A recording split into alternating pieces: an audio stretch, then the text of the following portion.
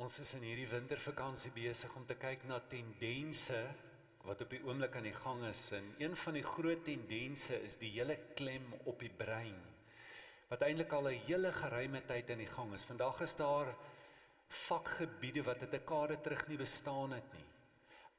Jy kry neuroopvoedkunde, neuroteologie, neurospiritualiteit, neuropsigologie. En ons het soveel ontdekkings wat nou plaasvind rondom die brein. Jy kan amper nie 'n tydskrif oopmaak sonder 'n artikel oor wat nou net uitgevind is omtrent die brein se funksionering en wat belangrik is vir ons om te doen daaromtrent nie. Nou, ons gaan vanoggend met Werner gesels om ons gesprek in te lei. Hy's 'n kliniese sielkundige hier by Mosaïek en een van sy vakgebiede is ook neuropsigologie. Nou Werner, waarom sal jy sê gaan hierdie groot bohaai rondom die brein vandag? Hoekom is hierdie klem op die neurobeweging? Weet jy Johan, ek dink die buzzword vandag in neurowetenskappe is neuroplastisiteit. Nou, dit beteken dat jou denke en jou dade jou brein vorm. Beteken jou gedagtes en wat jy doen, jou praktyke, kan gedeeltes in jou brein laat krimp of laat groei. Nou wat dit revolusionêr maak, is dat daar vir omtrent 400 jaar geglo is, dat jy as kind, jou brein ontwikkel baie vinnig, as tiener ontwikkel jou brein steeds, en dan in jou jong volwassenheid, dan gaan jou brein amper soos 'n masjien wat se bedrading klaar is. Dan word jou brein stabiel, want dan is die neurale bane nou reeds gelê. En ek dink die groot klem met ander woorde is juist dat ons vandag vind in areas soos leierskap en spiritualiteit en opvoedkunde, dat die menslike brein kan verander. Okay. Miskien net vir 'n inleiding tot ons gesprek, Werner, in leektaal. Iets omtrent die funksionering en die samestelling van die menslike brein. Ja. Nou ek hou terwille van vandag se gesprek van die handmodel van Dan Siegel, en ek gaan vra dat julle sal deelneem, en dit hopelik gaan dit vir jou goed wees om die brein op so 'n manier te kan onthou. En dis die handmodel, so ek gaan vra dat julle julle hande vir my so sal opsteek. Nou as die brein se oriëntasie is, soos jy nou vorentoe kyk, is jou hand nou langs jou, dis die brein wat vorentoe kyk.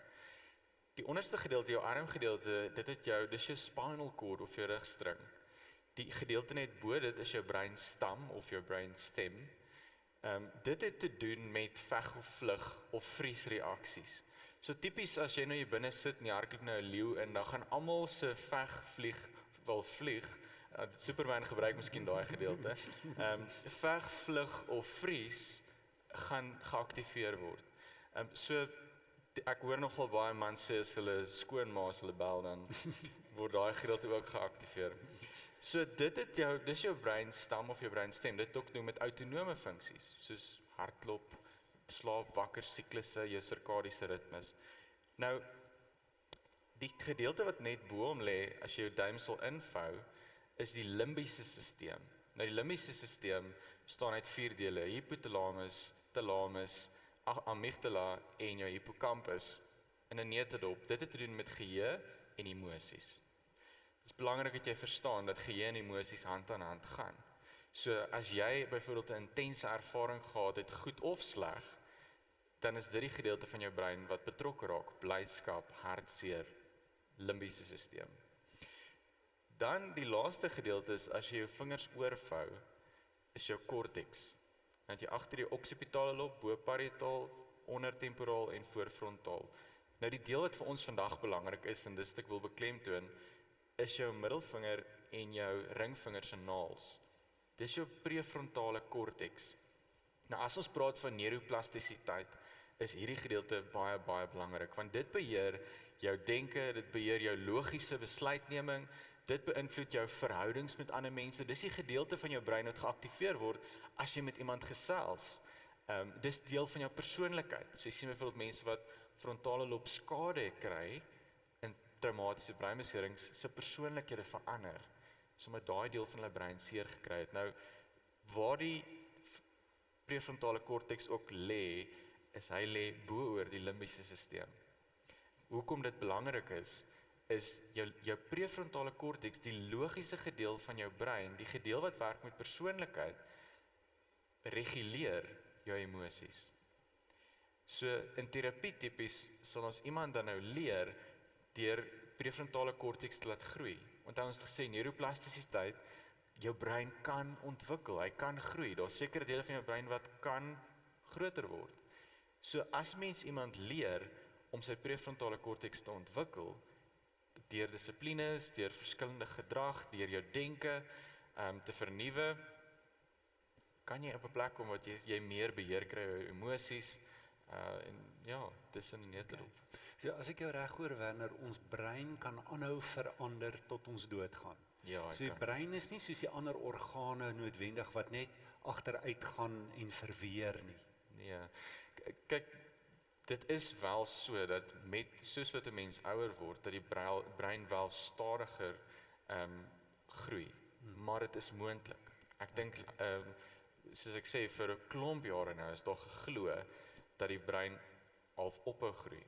Maar met die nuwe tegnologie wat ons het, ek dink byvoorbeeld aan fMRI skanderings, EEG skanderings, PET skanderings, kan ons, daar's amazing navorsing gedoen al oor goed soos mense wat compassion wys vir iemand, mense wat liefde wys vir iemand, en watter impak dit op die brein het.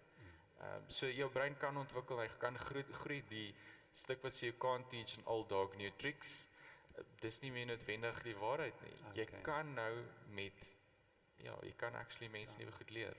Okay, maar wat nou belangrik is vir ons as Christene, is dat ons kan goed doen, wat nie noodwendig goed is vir ons brein nie. Ja. Met ander woorde, ons kan dele aktiveer, ons kan uit sekere dele begin leef, sekere dele uitsny, so ek kan net uit hierdie skoonmaak gedeelte uitreageer, veg en vlug en beklei, maar ek vat hom nooit denke toe nie, ek sit nooit met hom in denke nie. In jou praktyk, watter gelowe, teologie, praktyke kry jy mee te doen, wat jy miskien dink en voel, is nie bevorderlik vir geestelike gesondheid nie? Ja, Johan, ek dink die uitdaging kom wanneer mense sien hulle geestelike lewe apart van fisiese gesondheid en emosionele welstand. Okay. Kom ek verduidelik. Ek sit dikwels mense wat voor my in my praktyk kom en dan sê hulle is gelowige mense. Hulle lees hulle Bybel, hulle bid, maar hulle bly steeds depressief. Een van die kernkenmerke, as ek nou een voorbeeld kan gebruik van depressie, is hierdie persoonlike isolasie. Dat jy onttrek en hierdie oordrewe skuldgevoelens. Dis kenmerke van depressie. Nou as jy vir so 'n persoon nou nog van hulle verwag om dan nou nog 2 of 3 dae te spandeer in gebed, as hulle klaar geïsoleer voel daai mense baie keer slegter na daai tyd. So hulle oplossing in 'n mate word hulle probleem. Ek dink aan ander gevalle, soos iemand wat aan epilepsie ly. En iemand iewers het vir hulle gesê, jy moet net meer bid. As jy Of jy moet glo. Of jy moet glo. Nou ek wil miskien dit sê, is baie belangrik vir my, daar is ongelooflik baie navorsing wat die positiewe effekte van geloof, van gebed, van Bybellees, dis wetenskaplik bewys, die navorsing is daar, positiewe effekte. So wat ek van praat is as iemand byvoorbeeld epilepsie het, en daar word gesê, maar jy moet op 'n medikasie drink, jy moet net glo. Dikwels vind ek dat daai mense sieker word, of selfs in die hospitaal beland, vir daai rede. Mense wat byvoorbeeld met kanker gediagnoseer word. Mense wat besluit om nie vir chemo te gaan nie. Want hulle sê, ek gaan net glo. Ek gaan net die geloof en dis al wat ek nodig het. Daai praktyke wat ek wil sê, jou fisiese en jou emosionele element skei van geestelike praktyke. Ek dink dit word toksies en dit word in langtermyn destruktief.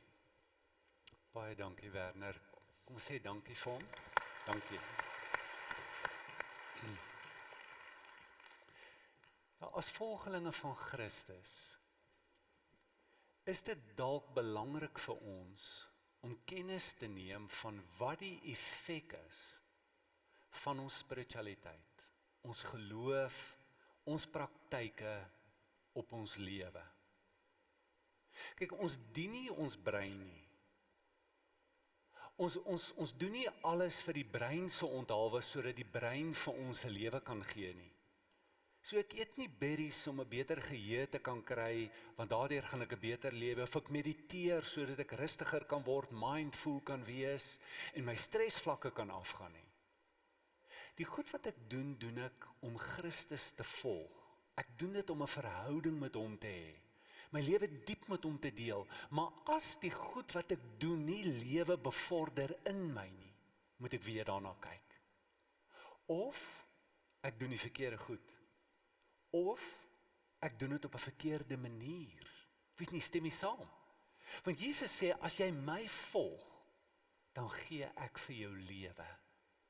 Jy sal 'n lewe leer ken wat jy nie geken het nie. Jy sal diep met die lewe omgaan as jy saam met my die pad gaan.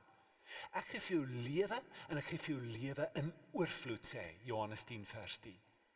So wanneer dit nie gebeur nie, ons kan nie net, soos wat Paulus sê in Romeine 12, don't fit into your culture without even thinking about it. Ons kan nie net oorneem en praktyke mee besig wees en sê, maar dit is so dit nou maar nog altyd gedoen word nie, as dit nie 'n goeie effek op ons het nie. Nou vanmôre het ek gedink aan die veld is net so groot, is so wyd, maar dalk 3 baie belangrike geloofspraktyke is gewoontes, is maniere van my van gebed, van omgang met God, wat ons sien in die lewe van Jesus, weerspieël in die psalms, wat 'n baie groot rol in die lewe van Jesus gespeel het. Hy het dikwels die psalms aangehaal, van sy laaste woorde aan die kruis, was aanhalings uit die psalms uit. Eenvoudig, maar iets wat ons baie maklik kan mis. Eenvoudig, maar geweldig kragtig, as jy dit begin te doen. Dis bewys deur die navorsing en dit wat ons nou weet van breinfunksionering, wat die integrasie van die brein bevorder. Wat beteken dat jy 'n beter funksionering van jou brein sal meebring deur hierdie praktyke na te volg. En ek hoop, dien as miskien inspirasie, om te sê, maar dit maak sin vir my, toe ek lees en uitvind, iets goed oor die brein uitvind, sê ek, maar dit is fantasties, want dit bevestig nou net die praktyke, wat ons dink so belangrik is, vir ons wandel met die Here. Nou die eerste een is, observasie. Observasie het te doen met die waarneming van jou innerlike wêreld. En dit bring 'n integrasie van jou bewussyn tot stand en bevorder die integrasie van jou bewussyn. As ons iets sien in die lewe van Jesus, dan is dit dat hy 'n groot klem gelê het op die innerlike wêreld. Hy leer en sê in die gedeelte wat ons vanoggend gelees het, if you get your inside world, your mind and your heart put right, then you can see God in the outside world. Het was groot geweest in sy eie lewe en in sy lering. Ek meen, as jy kyk na die grootste probleem wat Jesus gehad het, dan was dit met godsdienstige mense. Ek wil amper sê, as jy die Fariseërs en die Sadduseërs, as jy hulle uithaal uit die Bybel uit, dan haal jy uit die 4 evangelies uit die grootste deel van Jesus se lering, wat dikwels 'n reaksie was op dit wat hy gesien het by die godsdienstige mense. En deel van die Fariseërs wat hom gepla het, wat hy gesê het, is nie reg nie, moenie dit so doen nie, was dit die feit dat hulle klem gelê het op die uiterlike wêreld en hulle die innerlike wêreld geïgnoreer en geminag. En Jesus het nie so geleef nie en hy het nie so geleer nie.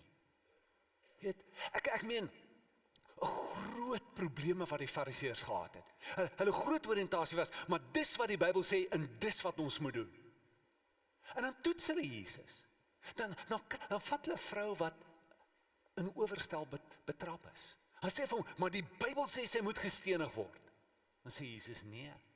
Dan is dit nie omdat hy nie die gesag van die Bybel aanvaar nie. Hy sê, ek het 'n ander hermeneutiese, eksegetiese beginsel waarvan ek die Bybel uitlei.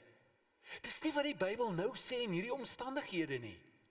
Hy sê, gaan, en hy vat hulle na hulle innerlike wêreld, toe telkens vat hulle, hy vat, waar is julle barmhartigheid? Waar is julle doen al hierdie goed, julle gee tiendes. Uit die blommetjies uit julle tuin, uit die anys en die koljander, Matteus 23 sê, ek tel, elke 10de enetjie pluk ek en gee ek vir die Here. Hy sê, maar die belangrikste is die innerlike, dis die barmhartigheid, dis julle motivering. Hoekom doen julle dit wat julle doen? So Jesus verwag van hulle, julle moet weet wat in julle binneste aan die gang is.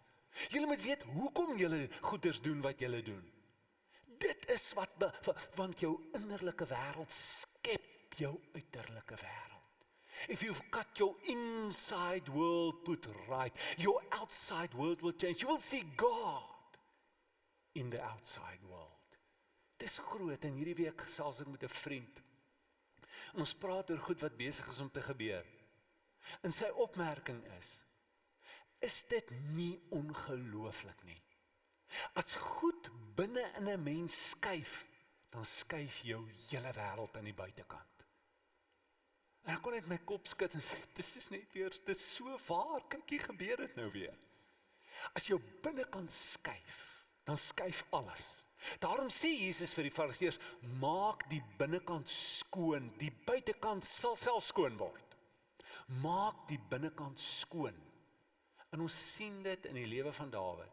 Hy weet wat aan hom aan die gang is. Hy skryf psalms. En as hy 'n psalm skryf, dan sê hy, dis wat ek voel. Dis wat ek dink. Dis hoekom ek hierdie goed soek in my. Hy kom in kontak met sy waardes, met sy verlange, met wat hy wil hê, met wat hy voel, met hoekom hy so voel, wat hy dink, wat aan die gang is binne in hom. Dit klink so eenvoudig, maar die wêreld en die lewe waarin ons leef, het eintlik 'n sameswering teen 'n innerlike lewe gesmee.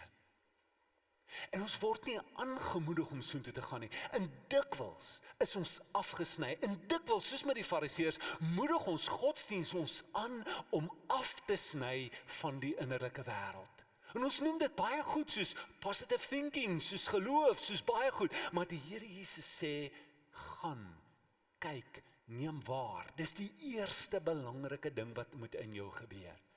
Kyk, ons het 4 baie belangrike dimensies van ons bewussyn, eintlik 5, vir ons as Christene. En dit is die persoonlike innerlike wêreld, ons kan dit die ek noem, die persoonlike uiterlike wêreld, dis die dit. Dis my liggaam, my klere, die plek waarop ek staan, dit is my omgewing waarin ek leef. Dan is dit die kollektiewe innerlike, die ons, dis ons gedeelde drome, ons konneksie, dis die lewe met wie ek, die mense met wie ek het deel, maar hulle wat ook dalk bietjie verder van my is, die ditte, is die sisteem, die kultuur, alles met die wêreld daar buite te doen. Ons praat ook van verskillende intelligensies, ons praat van jou IQ, ons praat van jou emosionele intelligensie. Hoe intelligent is jy met wat in jou binneste aangaan? Hoe bestuur jy jou emosies? Hoe kom jy agter? Hoe weet jy wat in jou is?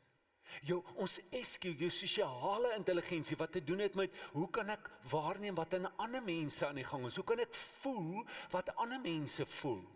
Hoe kan ek meeleef? Hoe kan ek 'n interaksie, hoe kan ek 'n konneksie maak met ander mense? En vandag weet ons, en vandag sê ons, dis gevaarlik om net uit 1 of 2 van hierdie sfere te funksioneer. Want wat gebeur met jou? As jy net reageer op die wêreld buite jou, en al wat vir jou reël is en eg is wat ek kan sien. Dis natuurlik die materialis. Is net wat ek kan vat en kan voel. My innerlike wêreld ignoreer ek. My sin, my verlange, dit wat in my is, ek het nie 'n prentjie van dit, en dit kom glad nie by mekaar nie, ek's afgesny van dit af. Dit is 'n gevaarlike lewe om te leef. Is 'n lewe wat uiteindelik daartoe aanleiding gee dat dit kleurloos raak. Dat dit baie rigied kan wees of geweldig onstuimig kan raak in jou binneste. Net so gevaarlik is wat dit is as jy net bewus is van jouself en jy's glad nie bewus van iemand anderster om jou nie. Jy kan nie lees nie, jy's nie in kontak, ons noem dit 'n narcistiese lewe wat jy begin te leef. Al die dimensies van jou lewe is belangrik en is eintlik essensieel vir 'n optimale funksionering, vir effektiwiteit, maar ook vir geluk in jou lewe. Maar vir ons as Christene is daar natuurlik die bewussyn van God. Wat ek nie ontdek is iets apart as die ander bewussyn nie. Nou is ek bewus van jou, nou is ek bewus van God ook nie. Nee, ek vind God juis in die innerlike reis. Ek vind hom juis in ander mense, in my koneksie met ander mense. Ek vind hom juis in die wêreld daar buite, in die natuur, en in alles wat bestaan, en in die gebeure van my lewe, vind ek hom ook. So dis die eerste groot uitnodiging, om die waarnemer te vestig. Ek kyk na wat ek voel. Ek kyk na wat ek dink. Ek kyk na wat ek wil hê. Ek is nie my denke nie. Ek is nie my gevoelens nie. Ek is nie wat ek wil nie. Ek wil. Kyk, ek voel net die groot verskil en skui wat dit in jou meebring. As jy sê, ek is depressief. Teenoor, ek het depressiewe gevoelens. Of ek het depressie. Dit is heeltemal iets anders as wat jy sê, ek is dit. Kyk, dit is natuurlik, ek dink, een van die groot tekens, en dalk ook een van die groot redes vir duiwelbesetenheid, is die feit dat bewussyn verlore gaan, en daar 'n totale identifikasie is met jou denke. Jy is jou denke. Hulle vra vir 'n ou, hoekom het jy daai persoon doodgemaak? Ek weet die jong, ek weet nou, hierso in Kreersdorp, wat 'n swaard gevat het, en 'n ander ou doodgemaak het. Hoekom het jy, ek het 'n stem gehoor. So? Omdat jy 'n stem gehoor het, moet dit, jy is nie 'n stem nie, jy is nie 'n idee nie. Jy kan verskriklike idees kry, maar is nie jy nie. Jy dink. Daar's belangrik om hierdie distansie te hê. Die oomblik wat jy dit doen, vind jy jou hart. Kom jy in kontak met jouself, die essensie van wie jy is of van jou bestaan. Jy is gees. Jy is na die beeld en die gelykenis van God geskape. Dis jou hart, jou kern. Dis waar alles bymekaar kom. Die punt waar alles bymekaar kom. Dis jou hart. As jy nie jou hart gevind het nie, kan jy nie jou hart bewaar nie. As jy nie weet wat jou hart is nie, kan jy nie jou hart bewaar nie. Dit is jou hart. Vestig, kry jou hart. Vestig die anker wat onbeweeglik vir ewig vas bly staan in jou lewe. Jy vestig dit. Die tweede groot belangrike gebruik of beoefening wat jy kan doen, is om openheid te openbaar.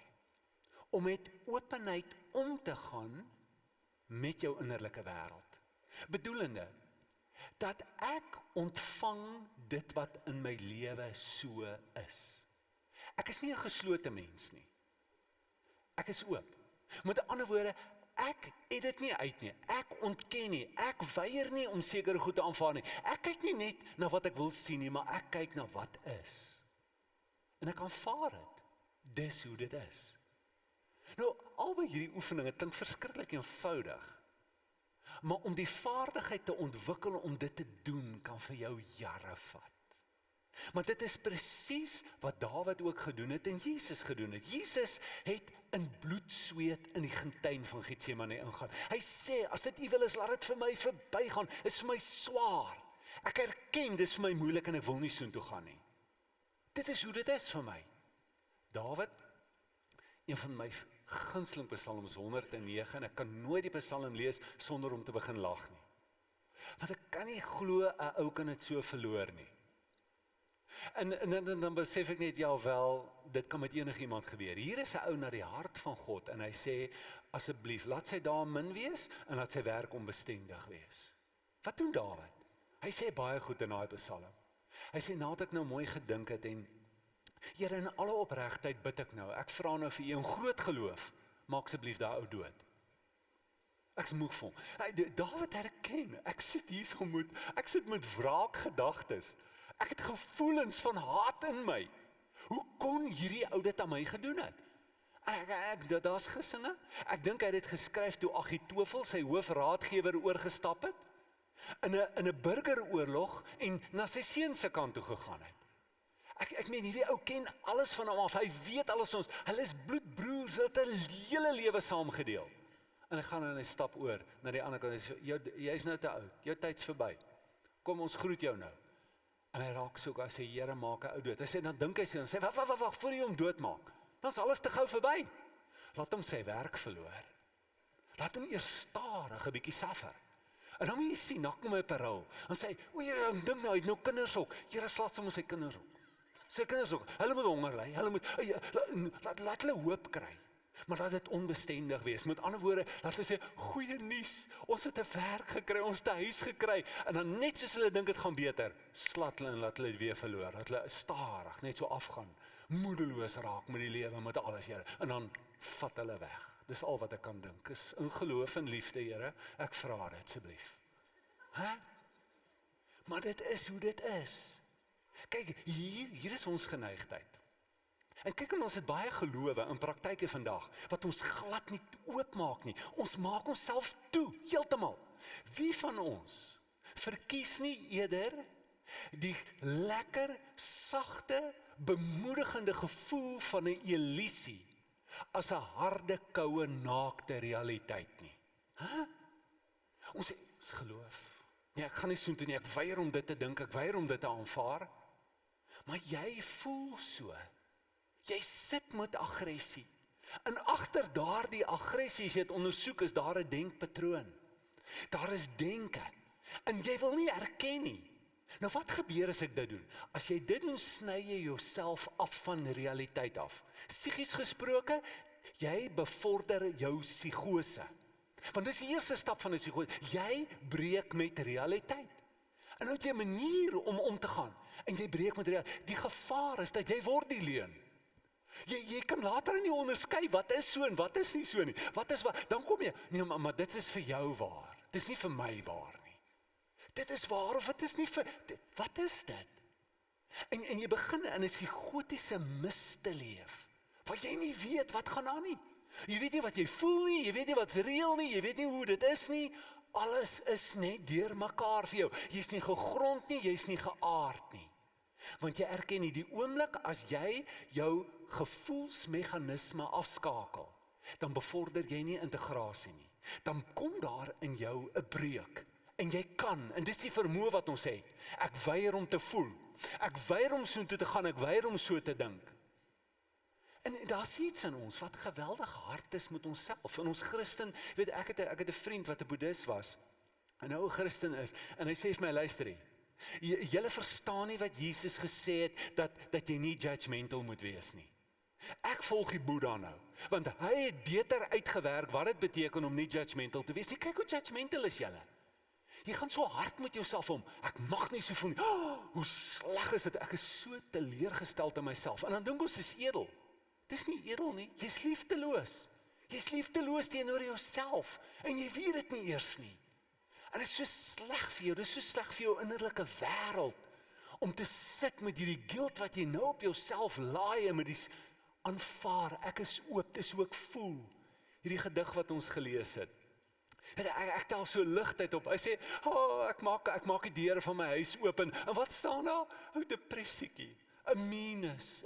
Ja, kom in, dit is welkom gaste. Dit beteken nie, ek stem saam dat dit goed is nie.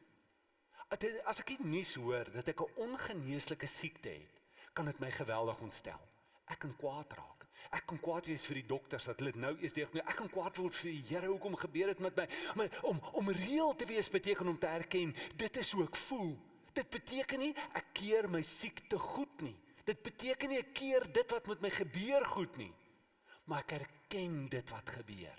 En ek erken my gevoel en my reaksie daarop.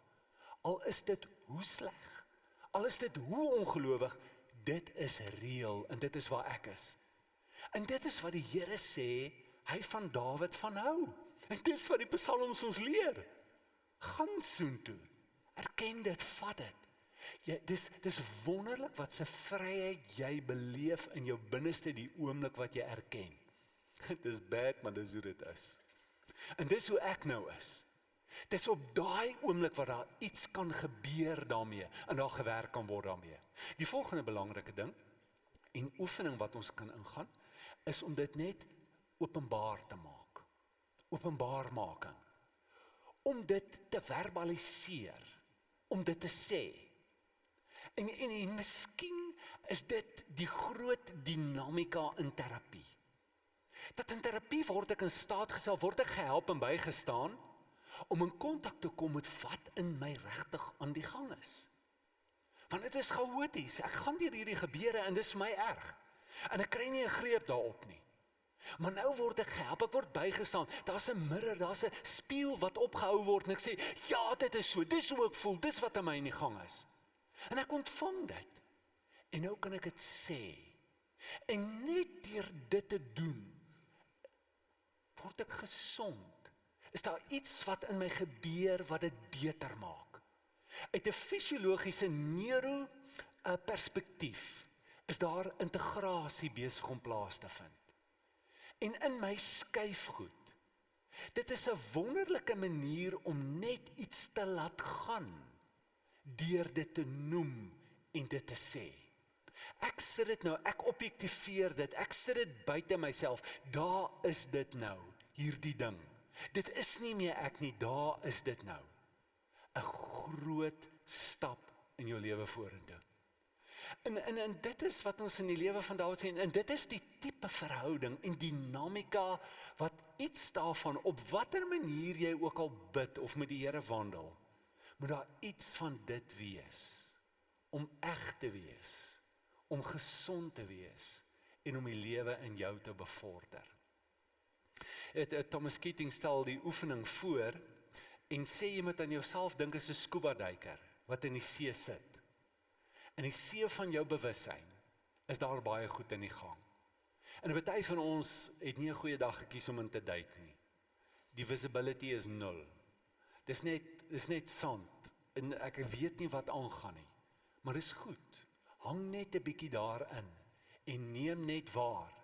Hy sê daar kan haie wees, daar kan bedreigende, vreesaanjaende goed wees wat by jou opkom, beelde, images, jy weet, feelings, thoughts, is belangrik, neem dit waar, daar kan skepe op die oppervlak verbyvaar, moet aan niks vashou nie, moet op niks reageer nie, neem dit waar, en laat dit gaan. Dit is groot, dit is 'n vorm van gebed, dit is 'n vorm van meditasie, wat jou help en wat jou leer en wat jou oefen, om jou hart te vind en jou hart te bewaar, en net te laat gaan, en nie vas te hou aan negatiewe, en verkeerde goed, wat emosies en vrees in jou kan losmaak nie. I just let it go. So, jy word uitgenooi, en ek vra vir jou of jy vanmôre, hoe lyk jou wandel met die Here? Hoe lyk jou idee? Maar miskien is jy nog ver van praktyke af. Jy voel, ek is nog nie oortuig, dis beter om 'n Christen te wees nie. Kyk, daar's twee versions. Die een is, jy beter regmaak, jy gaan hel toe as jy doodgaan. Dan iemand het gesê, Jesus is die beste manier, is die enigste manier om te sterf, maar is ook die beste manier om te lewe. Maar is meer is dit. 'n Wandel met die Here beloof nie net 'n hiernamaals nie. 'n Wandel met die Here beloof ook nou. En hou die belofte in van 'n beter lewe. 'n Lewe van kleur. 'n Lewe van wat oorloop. Wat smaak het, wat geur het. Wat jou vat na ander dimensies toe van wat dit beteken om 'n mens te wees en wat dit beteken om te lewe. So glo jy dit vanmôre. Dan wil ek jou vra, hoe lyk jou praktyke? En dis 'n groot wêreld hierdie. En is 'n reis om te ontdek en uit te vind. Maar hier is die uitnodiging. Dat jy miskien, wanneer jy weer gaan om te bid, net gaan sit en miskien net sal let op wat in jou aan die gang is. Sit net vir 'n oomblik. Voordat jy begin bid, ek het gehoor van iemand wat as hy gaan bid sê, I'm checking in with sorrow. Net wat dit in my is. Ek sê net vir die Here, ek kom nou na U toe, Here, met dit. Maar voordat ek dit kan doen, moet ek eers uitvind, wat is dit? Wat in my is. En ek neem net waar, en baie van ons, dit gaan nie soos gebed voel nie, maar dit is gebed. Dawid vra dat as hy dit doen, dat die Here hom sal help. Dat hy sal uitvind, dat die Here hom sal help om te kyk na sy binnekant. Wat is daar? En as daar 'n weg van smart is, dat hy dit sal sien. Dat hy sal sien wat nie lekker is nie. Maar hy aanvaar dit. Dis wat in my is. Kyk net, ontvang wat is. Erken dit wat is in jou. en dan dit net vir die Here te gee. Dit is so eenvoudig, maar dit kan so moeilik wees, en dit kan jou so lank vat, om die vaardigheid te ontwikkel, om dit regtig goed te kan doen. Maar wanneer jy dit begin doen, gaan jy uitvind, daar's bietjie meer lewe in my, en die lewe is besig om te groei in my, en hierdie verhouding wat ek het met die Here, word sterker en beter. Kom ons bid saam. Vader, baie dankie dat ons vanmôre hier kan saam wees. Ons dankie vir die woord wat 'n lig is vir ons pad. En dan baie dankie vir hierdie ou, antieke, tradisionele gebruike, wat ons agterkom in U was, en diep gelê het in die lewe van heiliges vir soveel eeue lank. Maak ons oë oop om te kan sien. Dankie vir die kaarte wat daar vir ons gegee word vir die reis in hierdie innerlike wêreld in. Help ons om nie net te dink daaroor nie, help ons om nie net te praat daaroor nie, om dit self te kan doen. En uit te vind wat dit is, wat dit aan ons doen, en hoe U na ons toe kom deur dit te doen. Ons dankie daarvoor, Vader. U weet waar baie van ons is vanmôre, dalk in groot pyn, dalk op 'n plek waar my emosies heeltemal oorgeneem het in my lewe. Dalk op 'n plek waar ek net rasioneel dink oor goed en daar geen emosies meer in my is nie. Help ons om alles bymekaar te bring deur dit wat ons nou doen. In Jesus se naam, amen. Baie dankie. As jy dalk met iemand wil praat of wil hê iemand moet saam met jou bid, is jy baie welkom deur te gaan na die Klipkerk toe. Die genade van die Here Jesus, die liefde van God en die gemeenskap van die Heilige Gees, wees en bly met elkeen van julle in hierdie week wat voorlê. Amen.